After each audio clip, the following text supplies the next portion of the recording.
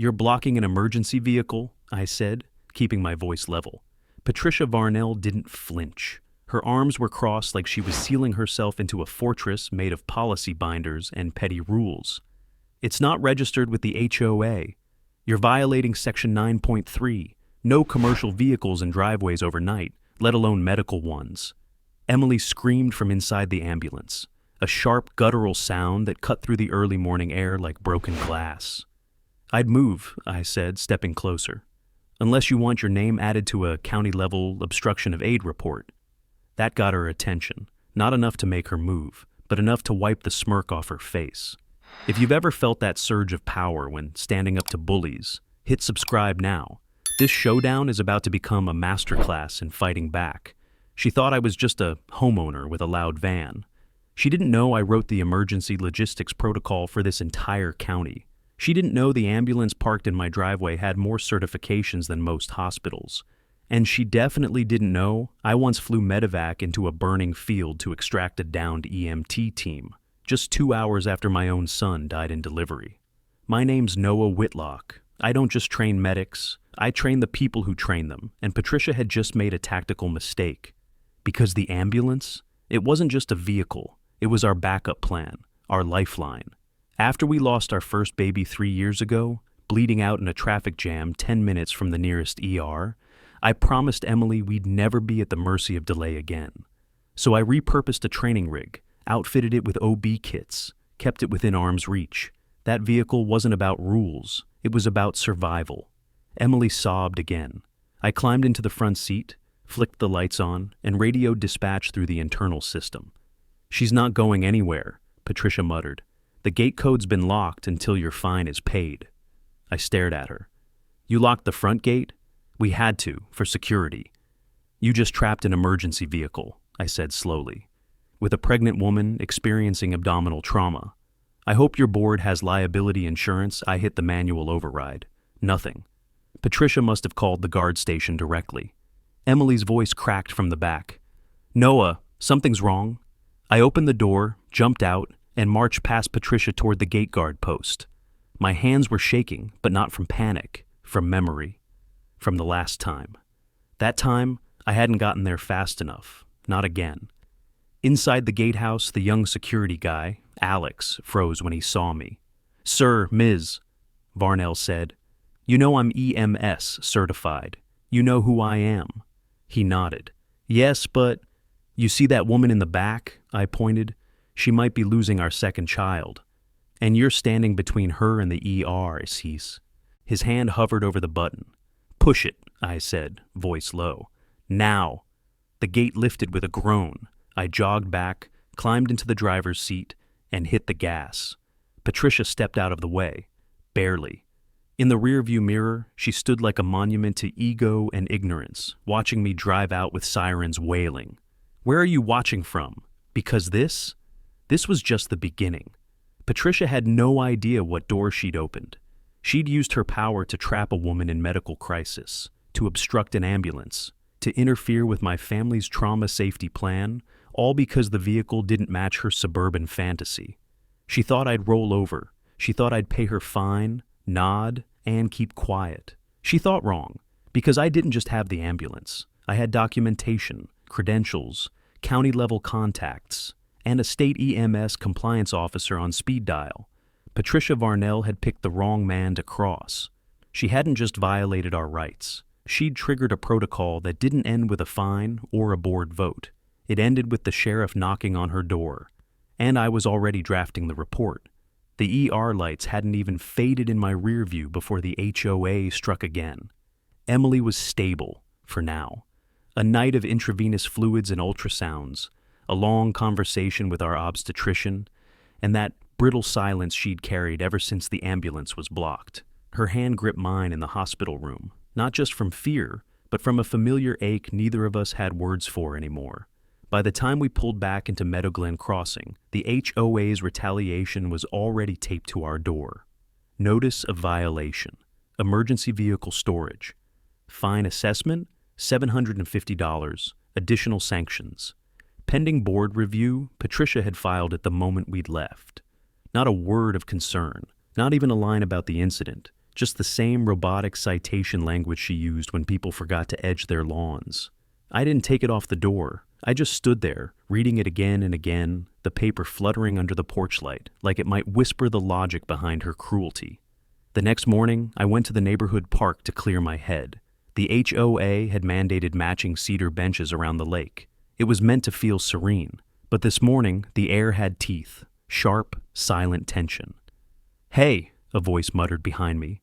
It was Marlene from 2 doors down, widowed, keeps to herself.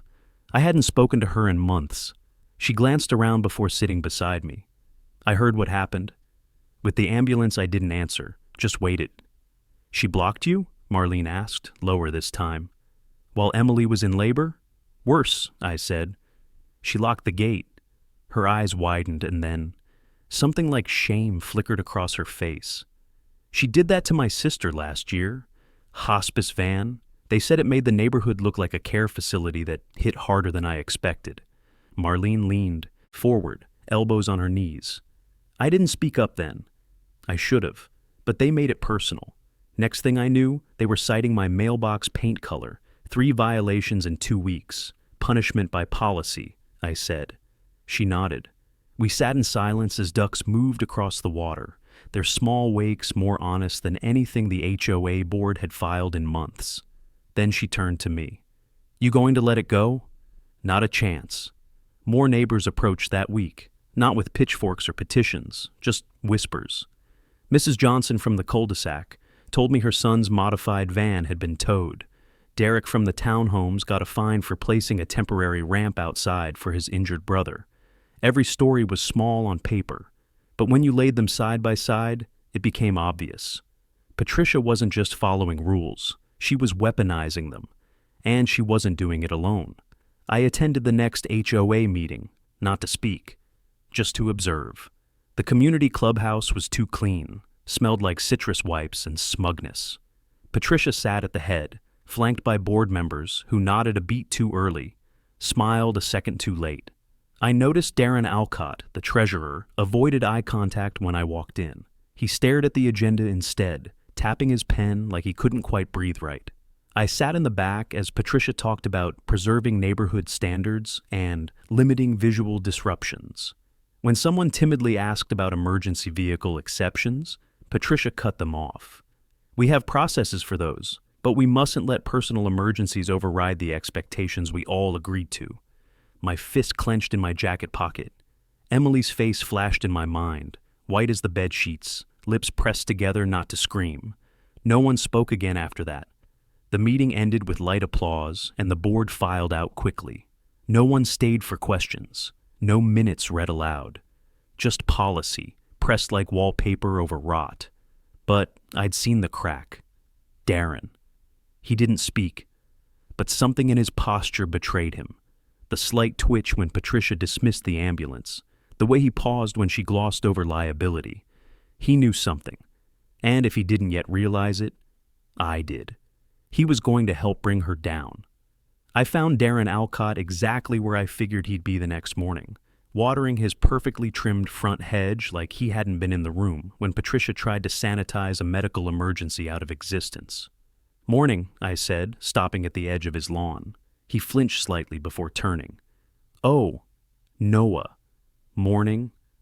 There was a pause, long enough for the air between us to feel heavy. "You've got the only hedge on the block that doesn't look like a haircut," I said, watching him over the rim of my coffee cup. He smiled, but it didn't reach his eyes. "HOA requirement, 6 inches max." I nodded slowly. "Funny how fast they enforce things, huh? Especially when a board member has their eye on it." His jaw tightened. "Want to tell me what really happened at the meeting?" I asked.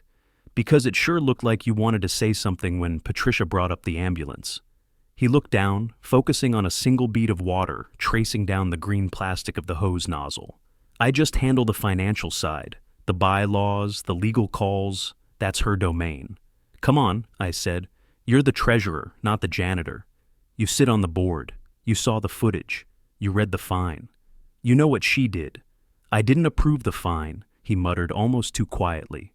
My ears caught it. "She filed it without a board vote?" "She does that sometimes," he said, eyes darting toward his porch like someone might be listening. Says it's faster. Efficiency, she calls it. Most of us don't push back unless it's a big-ticket issue. This is a big-ticket issue, I said. She blocked a state-certified emergency vehicle during an active medical event. That's not efficiency. That's obstruction. He didn't answer. His gaze drifted across the street toward my driveway.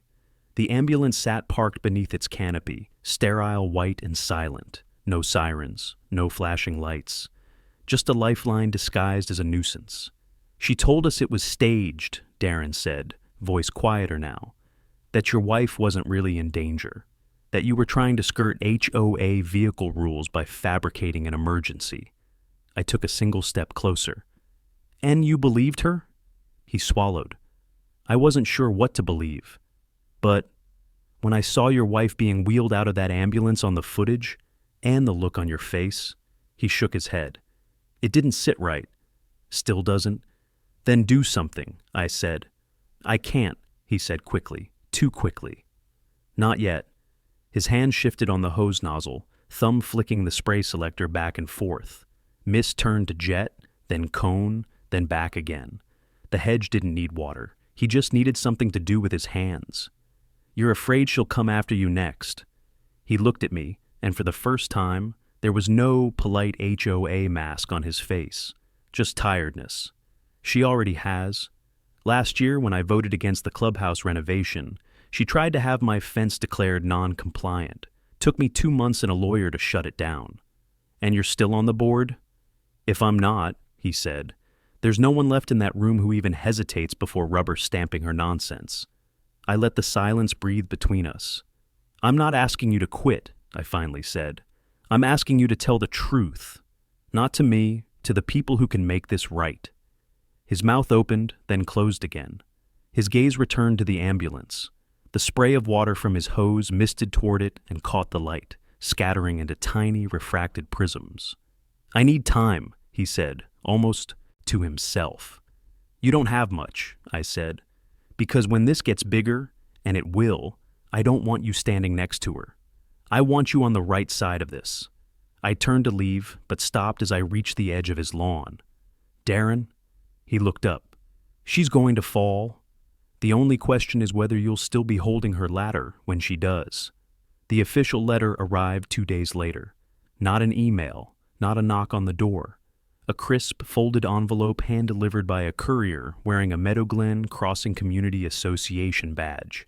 Inside was a formal notice, intent to levy, additional fines and legal action subject, unauthorized use of emergency equipment, date, effective immediately. They were now accusing me of using falsified emergency equipment to manipulate access control systems, claiming I'd endangered the community by bypassing standard gate procedures. According to Patricia's language, I hadn't rescued my wife. I'd launched a criminal siege on HOA infrastructure. It was absurd and strategic. They weren't just escalating, they were trying to flip the narrative. Emily was still on bed rest, too shaken to even finish a sentence about that night without her hands trembling. I'd taken leave from work to stay close, make meals, monitor her vitals. But I knew this wasn't just about fines anymore. Patricia was building a paper trail, one that, if left unchecked, could paint me as unstable or dangerous. I went to the HOA office that afternoon, not to argue, just to confirm what I already suspected. The door to the building opened with that same clinical hiss I'd grown to hate. Inside, it smelled like printer toner and disinfectant wipes, the kind of place where people pretended paperwork was more important than people. Patricia wasn't at the front desk. Her assistant, Terrence, gave me a tight smile that didn't reach his eyes. "Here to pay your fines?" he asked, already reaching for a pen. "No," I said. "Just came to review the complaint language." His fingers paused mid-air. "It's been filed. You'll need to appeal in writing if you want a contest. Just point me to the filing drawer." He hesitated, then gestured toward a binder on the wall-mounted rack labeled Violations and Hearings, Current Quarter. I flipped to the tab with my name. There it was. Patricia's signature across the bottom of a statement that claimed I'd used a vehicle with inadequate verification markings, and that witnesses reported seeing no medical distress from my wife. I read it twice, And there, tucked in the middle of her wording, was the escalation. Recommendation for board-authorized gate access suspension. They were trying to restrict our ability to leave the neighborhood. I turned the page and found 3 photos printed in black and white. One showed Emily stepping out of the ambulance, pale and unsteady. Another showed the vehicle parked beneath, our canopy. The third was a zoomed-in frame of me arguing with Alex at the gate. Each image had a handwritten note in red ink. "Does this look like a real emergency?" I stared at the words. What kind of person circles a woman's medical crisis with a red pen? Behind me, Terrence cleared his throat. "She has the board's full support." "No," I said. "She doesn't." His brow lifted. "Excuse me?" I closed the binder. "I've spoken to Darren. I've spoken to 3 other residents. This office thinks it's protected by silence, but silence breaks." He looked away. "You should really consider just paying the fine and moving on.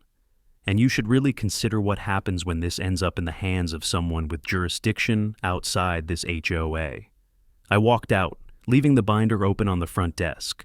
That evening, I sat with Emily while she slept and drafted a report for the County Emergency Services Oversight Committee. I included timestamps, pictures, audio clips, and copies of the HOA's absurd escalation. I wasn't just venting, I was filing a formal complaint with people who had the authority to intervene, and I was just getting started. They wanted to escalate? Good. Because now they weren't dealing with a homeowner. They were dealing with a man who taught law-adjacent logistics for EMTs, who understood where HOA authority stopped, and where county enforcement began. And Patricia Varnell had just stepped over that line. I didn't wait for an answer from the county. I needed more than a complaint. I needed confirmation that what Patricia did wasn't just immoral, but verifiably illegal under state emergency policy. So I called someone who would know. Her name was Jenna Rowe, Director of Emergency Protocol Compliance for the Regional EMS Board. We'd trained together a decade ago in Raleigh. I hadn't spoken to her in years, but when she picked up, her tone changed the moment I said my name. "Noah," she said, "you okay?" "Not even close," I replied. "I need you to walk me through a jurisdictional edge case." The call lasted 23 minutes. I stood in the kitchen the entire time, pacing between the counter and the fridge as the pieces locked into place. I gave her the facts: HOA blockage, gate lockdown, refusal to move, false accusations of staging. She didn't interrupt once. When I finished, she said just 2 words: "Send everything." So I did. Photos, time logs, audio recording from my vehicle's dash mic. A copy of Patricia's handwritten note that questioned whether my wife was actually in distress.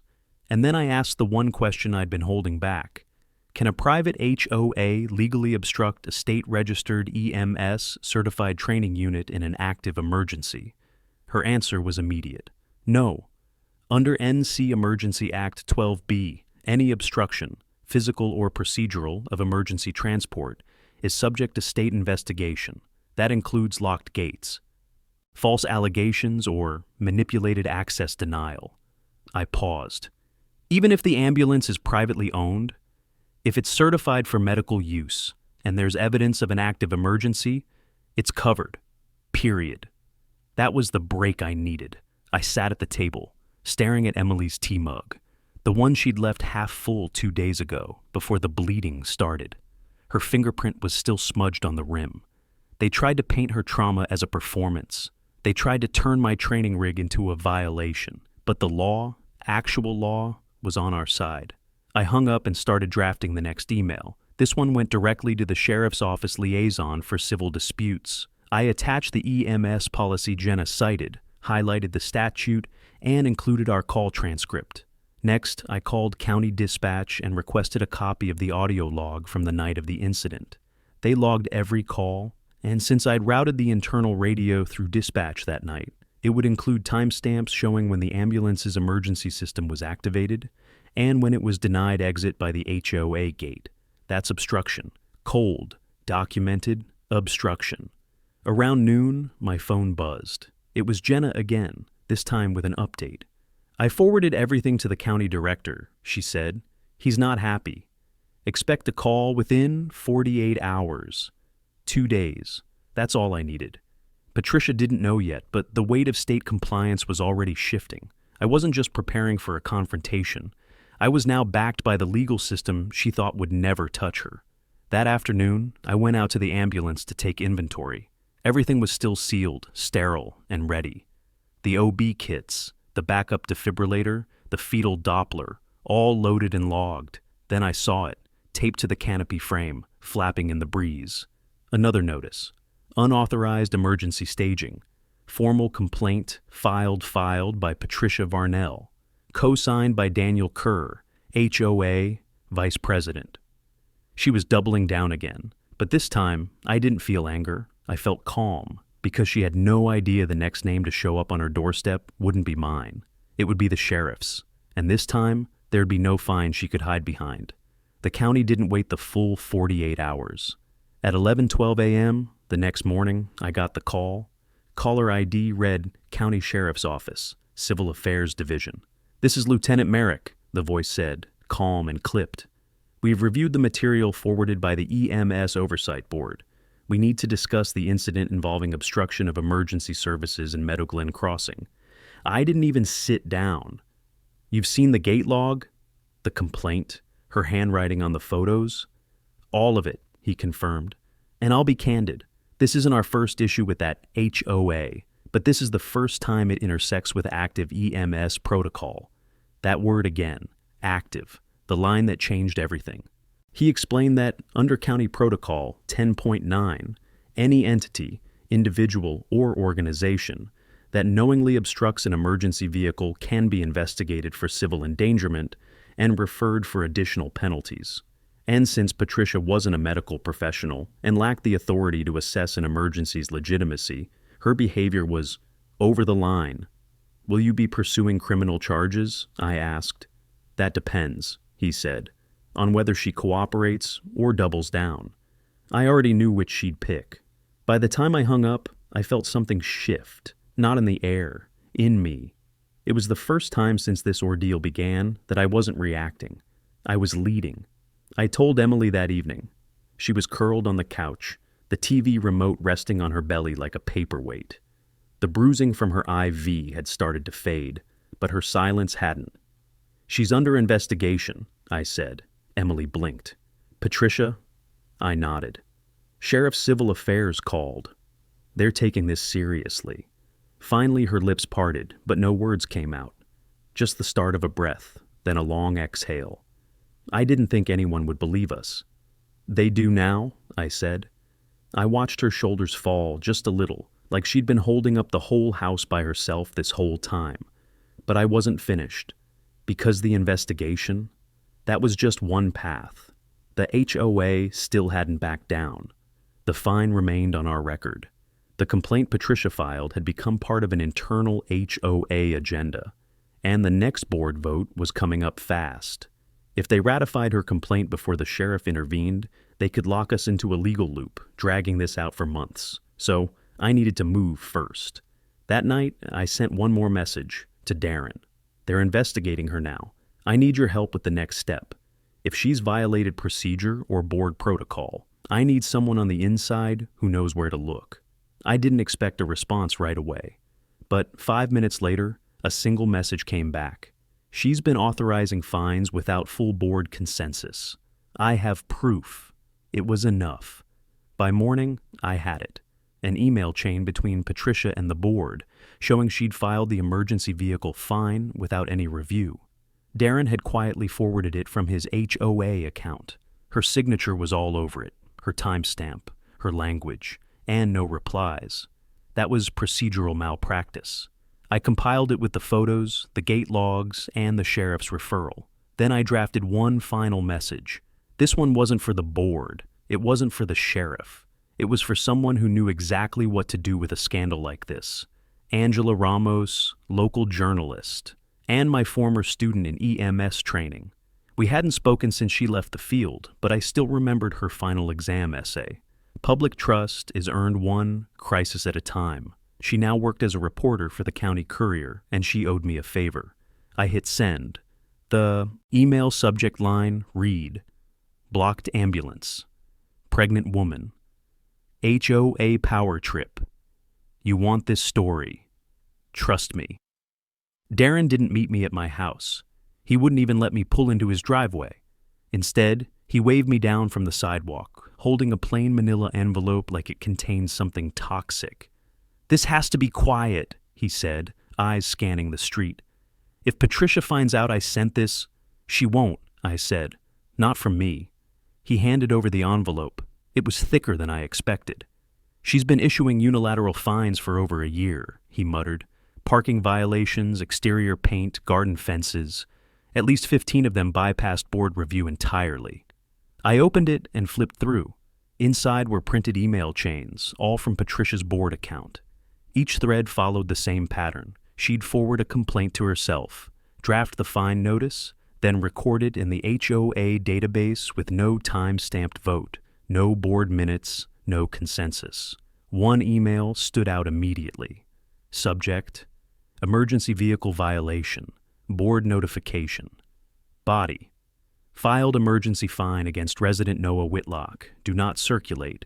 Will retroactively authorize at next session. Retroactively authorize. I looked up. She's covering herself as she goes. Darren nodded.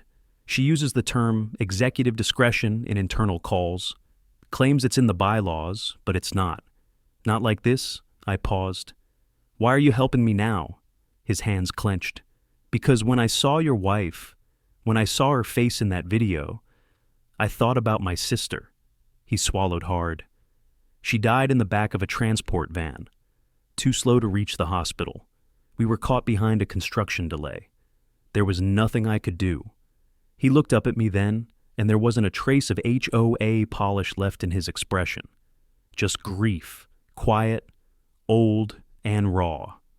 I should have said something sooner, he whispered. You're saying it now. I tucked the envelope under my arm. This changes everything. Darren stepped back. I'll deny giving it to you if it comes to that. It won't. Because once this goes public, it won't be about who leaked it. It'll be about what she did. He nodded once, then turned and walked back to his house without another word. Back home, I laid everything out on the kitchen table. Official policy from Jenna, email records from Darren, gate logs, Patricia's signature in red ink, and the investigation already in motion. I scanned everything into a locked folder and sent a copy to Lieutenant Merrick. Then I opened my inbox. Angela had responded. Holy hell! Yes, meeting at 2 p.m. Your place. By the time she arrived, Emily had moved from the couch to the porch swing. She waved weakly as Angela stepped out of the car. The reporter approached with her usual no-nonsense stride, laptop bag over her shoulder, camera clipped to her belt. This what it feels like when a story walks into your lap? She asked.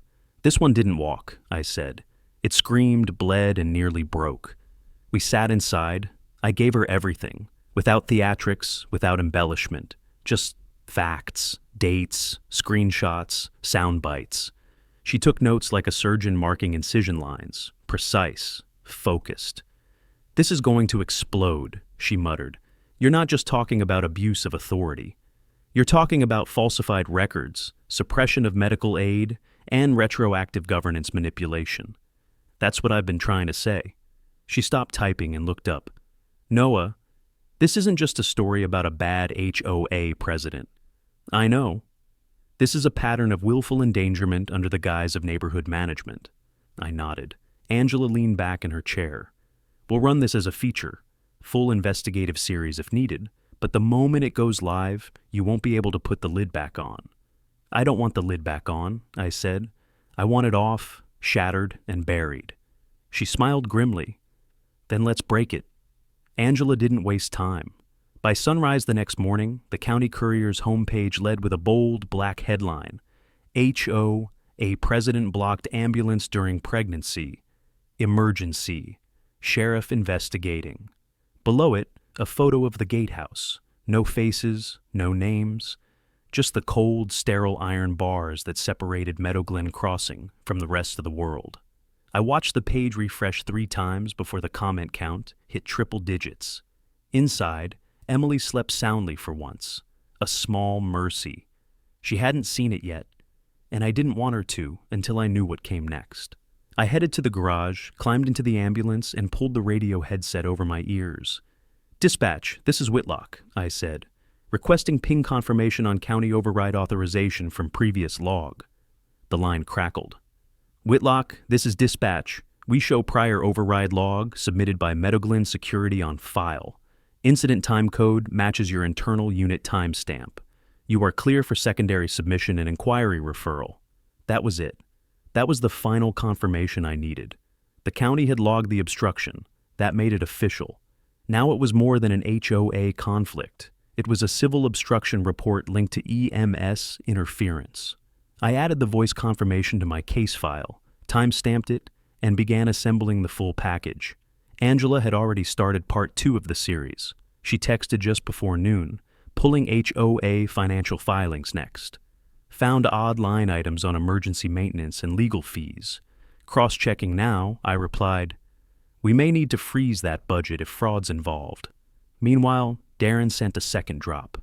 This one was from the HOA's private Slack-style messaging board. Screenshots of Patricia instructing board members not to respond to any outside inquiries and to direct all questions. Through her, she'd even written, "If we stay unified, they can't touch us." Problem was, she wasn't unified, and people were starting to talk. At 3:42 p.m., I received a message from another board member, Melanie Shore, HOA secretary. She asked to meet somewhere quiet. We met in the parking lot behind the old coffee shop off Fairlane. She showed up in a ball cap and sunglasses, glancing around like she expected cameras in the bushes. "I read the article," she said, without preamble. "I didn't know about the gate." I folded my arms. "She's kept a lot from you, hasn't she?" Melanie nodded. "She tells us what she wants us to hear, makes decisions before meetings, sends the vote summary after. The rest of us just sign off because it's easier. Not anymore." She pulled a crumpled paper from her purse. "This is the agenda for the next board meeting. It includes a motion to permanently restrict your property from hosting any non-standard vehicle activity." She's calling it a safety clause. She's trying to bury the ambulance. She's trying to bury you. I looked at the motion summary. It was written in legalese, broad enough to ban future ambulance access without ever naming it directly. "You gonna speak against it?" I asked. Melanie hesitated. "If I do, she'll turn on me. She's done it before. You saw what happened to Darren." I met her eyes. "You've got a choice, Melanie. Side with the woman who weaponizes bylaws, or with the people she's hurt." She folded the paper back up, fingers trembling. "I'll vote no."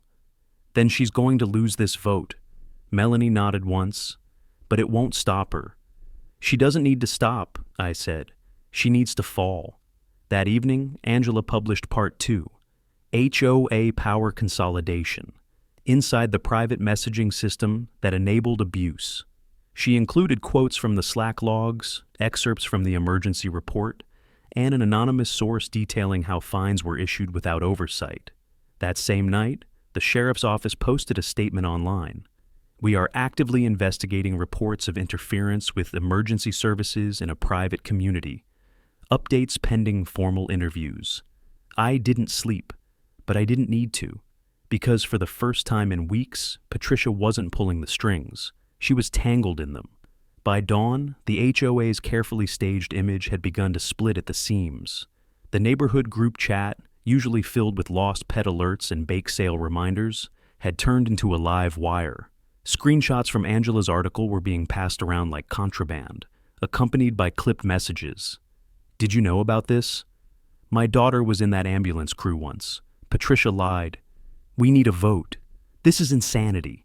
It wasn't organized yet, but it was rising, a current, one that didn't care about committee rules or ornamental landscaping, and I was done waiting. I pulled the last piece of the strategy into place that morning.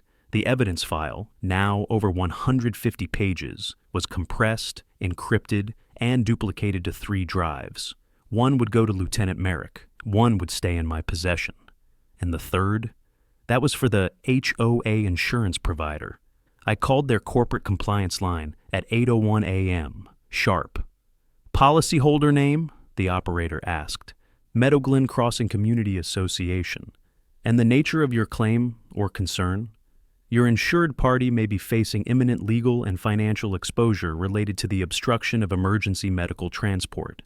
I have video, board emails, third-party statements, and proof of ongoing misrepresentation to residents and the sheriff's office. There was a pause. Are you filing a claim or submitting a risk report? Both, I said, and I'd recommend opening an internal investigation immediately. Your liability's stacking by the hour. They took my email and issued a case number. That was step 1. Step 2 was already moving. Angela's third article had gone live just after sunrise. Financial footprints. HOA legal funds spent without member oversight. She'd traced over $27,000 in HOA legal defense expenses used over the last fiscal year, none of which were ever disclosed to the general membership. One invoice referenced anticipated risk related to medical vehicle confrontation. She had Patricia cornered, but it still wasn't enough. I needed a moment that couldn't be edited, silenced, or spun. A single, irrefutable confrontation that forced her out of her fortress. So, I set the trap. I filed a formal motion to speak at the next board meeting, citing community safety and bylaws misapplication. Under HOA rule, any homeowner who submits within 72 hours must be allowed 5 minutes of uninterrupted speech. Patricia had no choice but to allow it. The meeting was set for Thursday night, inside the clubhouse that smelled like air freshener and varnish and collective denial. I prepared for it like I was going to court. Folders labeled, statements rehearsed, videos queued on a tablet. Darren texted that morning. I'll be there. Sitting front row Angela too. Not covering it yet. Just observing. But I'll have my mic on. Emily wanted to come, but I asked her not to. Her health still teetered, and I couldn't risk even a spike in her blood pressure. You'll tell them the truth? She asked, holding my hand. I'll tell them everything. That afternoon, just hours before the meeting, a final email came through, this one from the sheriff's office. Deputy Grant Harlan will be attending the HOA board meeting as an observer. Do not engage unless prompted. Deputy Harlan. The same one Patricia had misled during the ambulance incident. It was perfect. She wouldn't see it coming. That evening, I packed the final folder and stood at the door. I looked back at the house, the porch light casting a soft circle onto the brick path, the wind catching the edge of the ambulance canopy in a quiet flutter. Then I turned away. Time to finish what she started. The clubhouse filled faster than I expected. By the time I walked in, nearly every chair was taken. Residents who never once showed up for previous votes now sat shoulder to shoulder, their folded arms and quiet stares a silent rebellion. I spotted Darren near the front, seated beside Melanie Shore. Both gave me a small nod. Angela was off to the side, wearing wireless earbuds, a small voice recorder blinking red in her pocket. Just behind her stood Deputy Harlan, uniform crisp, hands clasped, expression unreadable. Patricia entered last. She wore a lavender blazer like armor and heels that clicked in precise defiance. Her lips were pressed so tightly they disappeared. She never looked at me, just adjusted the microphone, shuffled her papers, and called the meeting to order with the same brittle voice she used at every session. We will begin with regular agenda items, she said, followed by our open comments period, which tonight includes a statement submitted by Mr. Noah Whitlock, no eye contact. Just my name like a courtroom summons.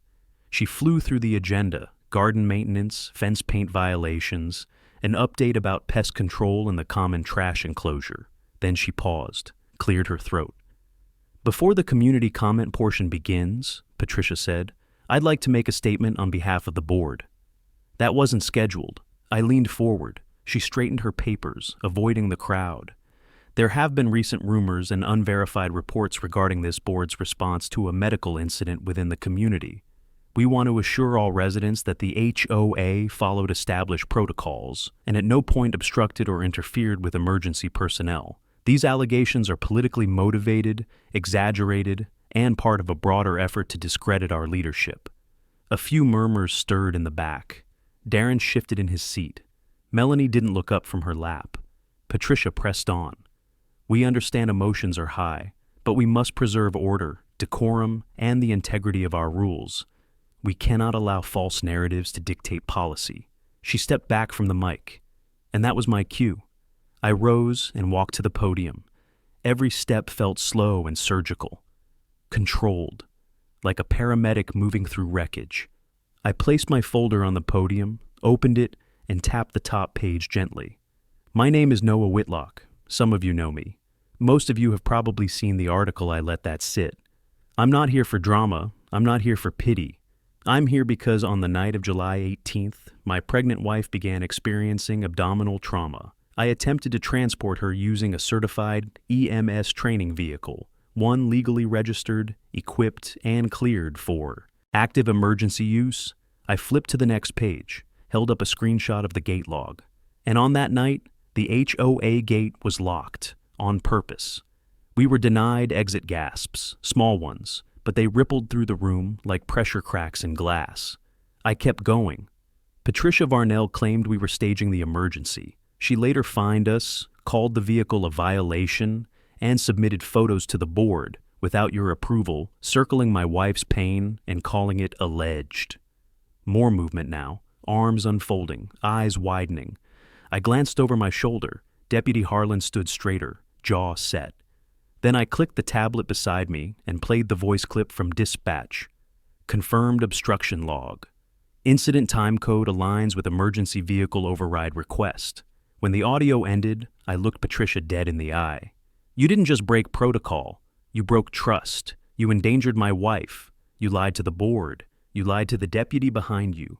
Every eye turned to Harlan. He said nothing, but his silence was thunder. I closed the folder. You think order protects you, but order without accountability is just tyranny in nicer shoes. Then I stepped back from the mic and returned to my seat. Patricia stood frozen, and for the first time since she'd taken office, she had nothing to say. The silence didn't last long. Patricia stepped back to the podium, eyes scanning the room like she was calculating escape routes. But the polished smile she relied on in every meeting, every newsletter, every carefully worded email, it didn't come this time. Not fully. I think we've all heard enough conspiracy theories for one evening, she said finally, voice tight. Mr. Whitlock is clearly upset and has chosen to exploit this forum for personal drama. A few groans broke out from the crowd. Someone muttered, "You're kidding me." Patricia raised her hand. Let's maintain order. But she was losing it. The room wasn't with her anymore, not tonight. I have served this community for 8 years, she continued, her tone sharpening, and I've enforced rules equally and consistently. If one resident, regardless of his personal tragedies, believes he's above those rules, that is a danger to the structure we've built here. That word again. Structure. Like this place was a machine and the rest of us were cogs. Melanie rose from her seat. Her voice was soft but clear. Patricia, I motion to postpone any pending board actions until a full review can be conducted by a neutral party. Patricia blinked, thrown. That's not on the agenda. Then I move to amend the agenda, Melanie said, steady now. Effective immediately. Seconded, Darren said from the front row. Patricia stepped back, visibly flustered, flipping through her binder as if she'd find a clause to make it all disappear. You can't just change the structure of the meeting, she snapped. But her voice was brittle, too fast, too loud. Angela stood next. If the board refuses to acknowledge the sheriff's involvement and the financial improprieties already published, the Courier will consider that a formal refusal to cooperate. That got the room buzzing again. Phones came out. Whispers turned to conversation. Even residents who'd stayed silent through every meeting were now looking at each other like something irreversible had just shifted. Deputy Harlan took one step forward, his voice cutting through the noise with ease. This meeting will remain civil, he said.